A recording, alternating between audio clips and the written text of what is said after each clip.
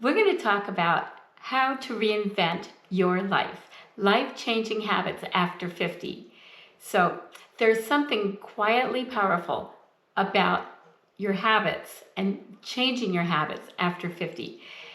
Not starting over, but living more on purpose. The kids have grown up, and now is a wonderful time. You have more time to yourself. Actually, my kids weren't all grown up until I was almost 60. So whatever age that is for you, some people it's when they're 40 or almost 40. So it could be different, but we have different seasons of our lives, and we maybe don't start over, but we need to kind of change things up a bit. And it's a time to reinvent our habits and live on purpose. There's a steadiness here, a hopeful, even no-nonsense way of choosing how to spend our days. And we only have so many days here on earth, and we want to live them on purpose for the glory of God. And maybe you felt that too, and you don't want to waste the second part of your life, and you have a desire to live differently, more intentionally. So we're going to explore that together today. My name is Judith, and I'm from His Unmeasured Grace, where I encourage women to embrace grace-filled living in every season. So whatever season you're in, let's dive into this and let's get started. So over time, I realized it's not the big dramatic changes that shape our lives. There have been drama in my life, and there has been times of change, but it's not necessarily those times that change my life. It's the small daily habits, the ones we return to over and over again. It's the habits that are as simple as making your bed every day so that your room and your life just feel better and different. That's not one of the habits I'm going to talk about, but it's one that I have found is very grounding for me, and that it just helps me to have a totally different perspective on my day. But the most important thing that I can say that's a habit, the habit of reading my Bible every day. And when your kids grow up or they're teenagers, you have more time to read your Bible and to pray. And so we're going to talk about that a little bit today. So it's where I align my heart and turn with truth to the noise before the day begins. When it's still dark outside, and when my kids were still at home and they were teenagers, when I was in my 50s, I would turn to my Bible and I would open it up. And I wasn't Bible journaling then, but I would open it up and find that His Word is a light, a lamp to my feet and a light to my path. And that's something that's been very steadying in my life. And it's where I realign my heart every day. Every day I need that.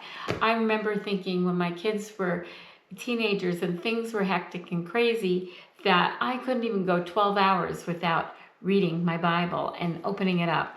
So it's not that we're doing this perfectly, and it's not done for hours. We're not men. We have houses to clean and laundry to do, things like that that have to be done, the cooking and cleaning to keep the house going. And just, I'm talking about just keeping it going. It doesn't mean that you spend hours deep cleaning your house. I don't very often.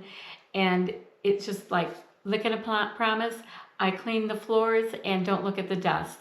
Don't look at the corners. And it's enough to make, when things are picked up and I know the floors are clean, I feel so much better. So that is one habit that hasn't got to do with this exactly, but it does. Because when I sit down to read my Bible and I know my house is clean and picked up, I can have better peace. And it's not, I don't clean the house before I read the Bible. I actually clean it at night in the evening so that I get up and things are relatively ready to get going.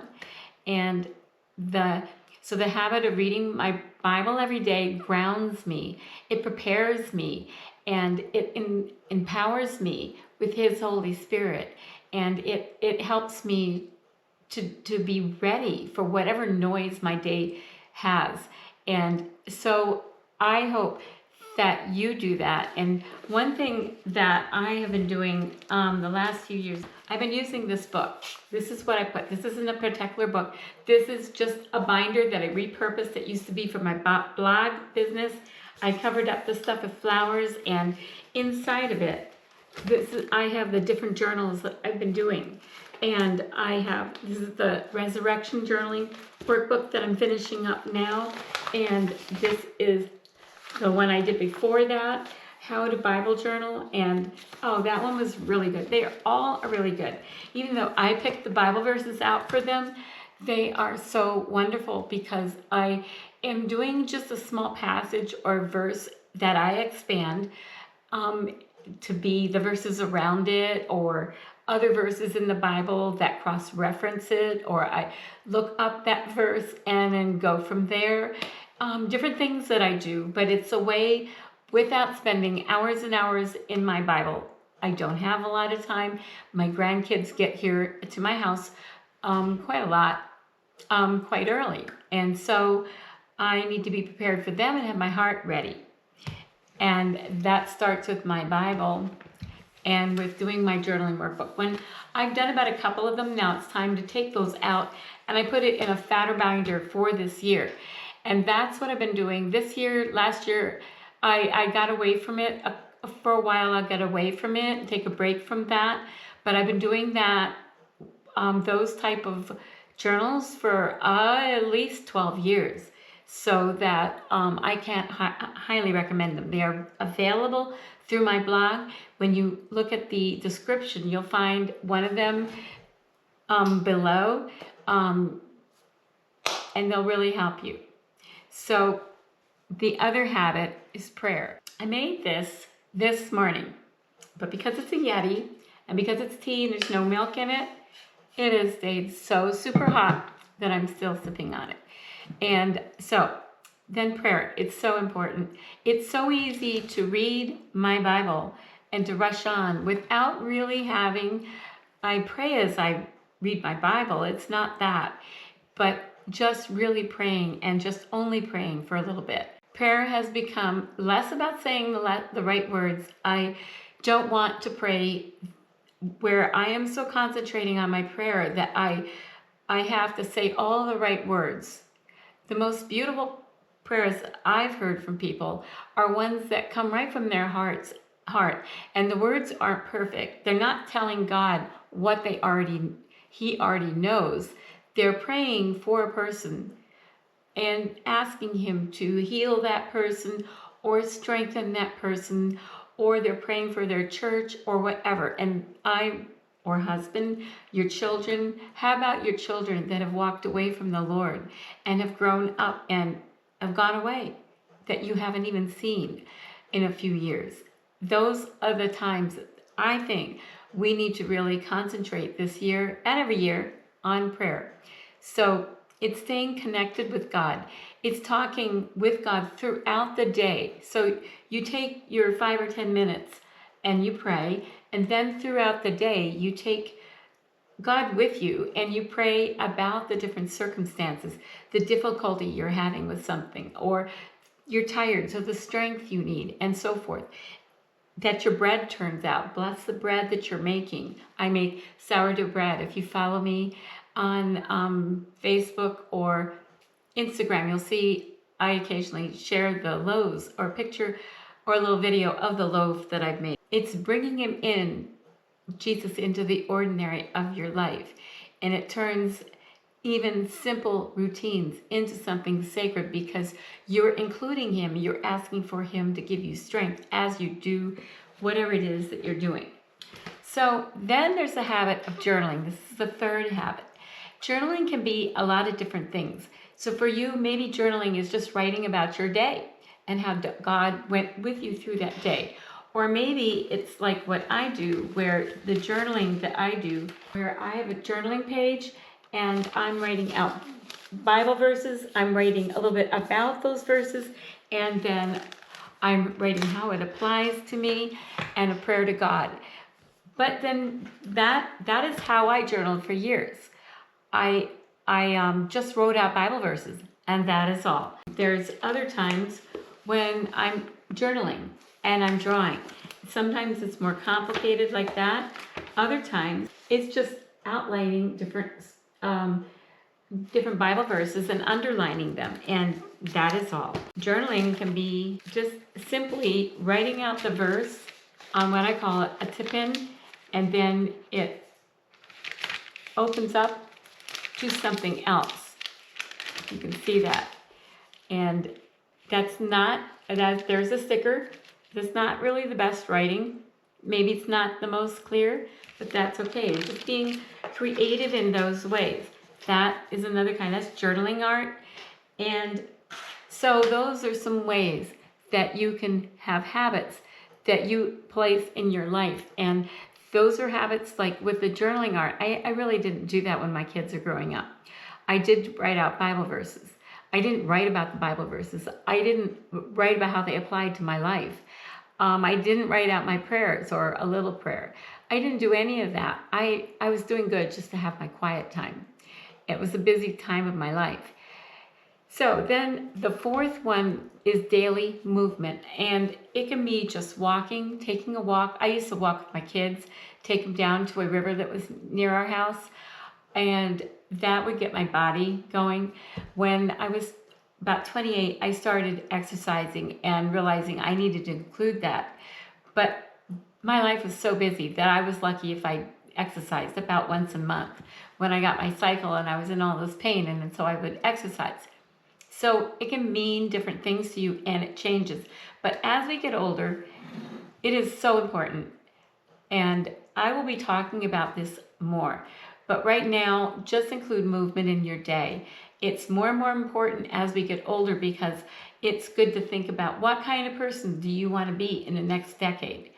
Do you want to be as agile and mobile as you are now today? Because if you do, adding movement to your day will sure help that.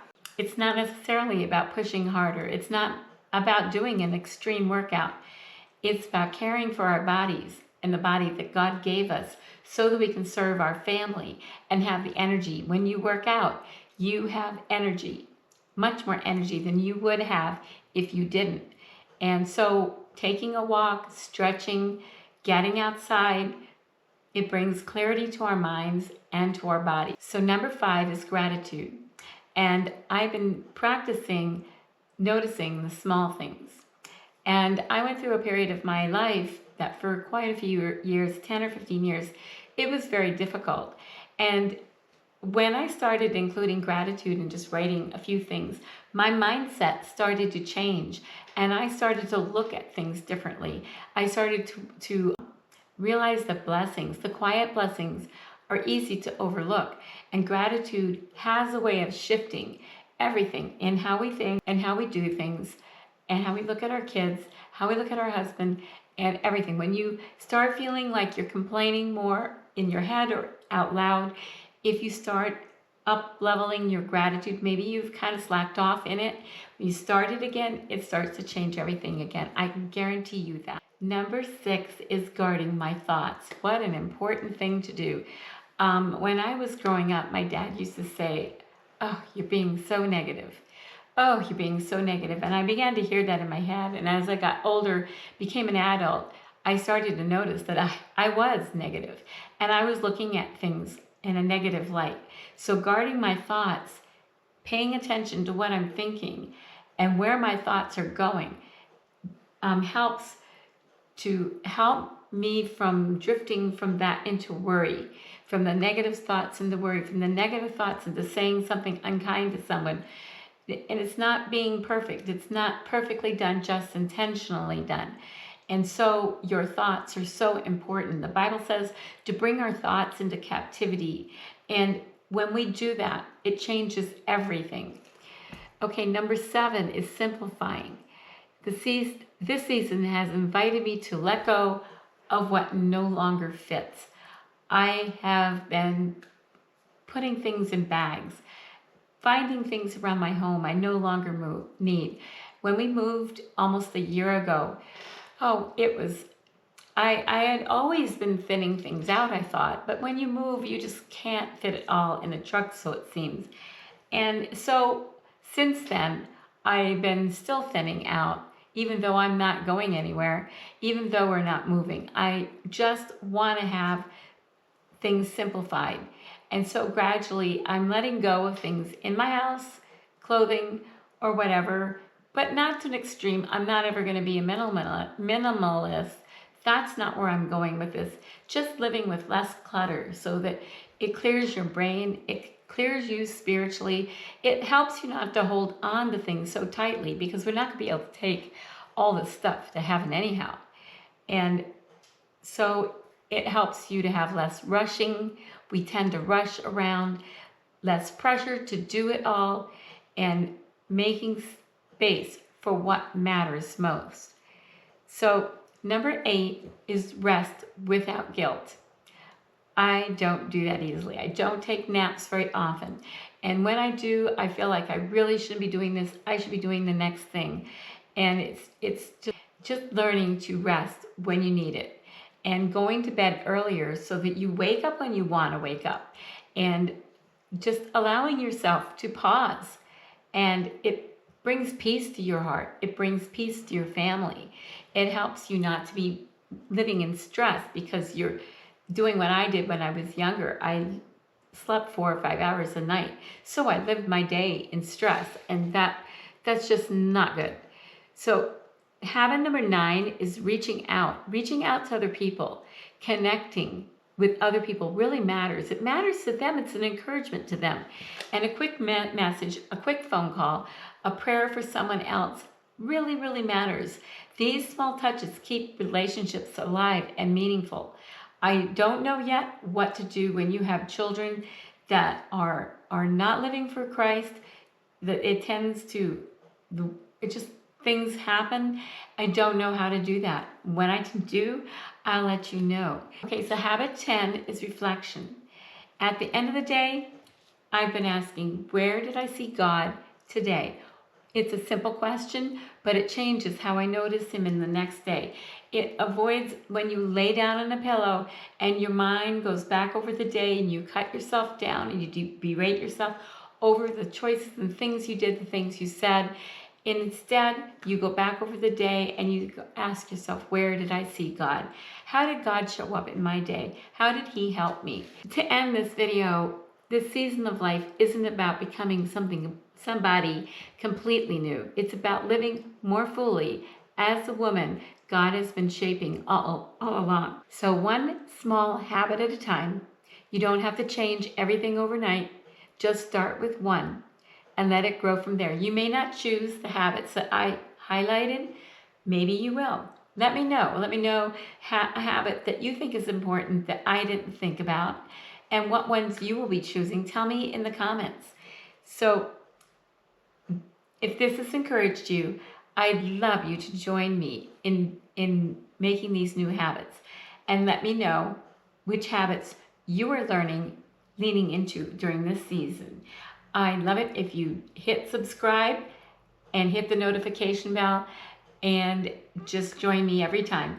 If you like this video, let me know. Would you like to see more content like this?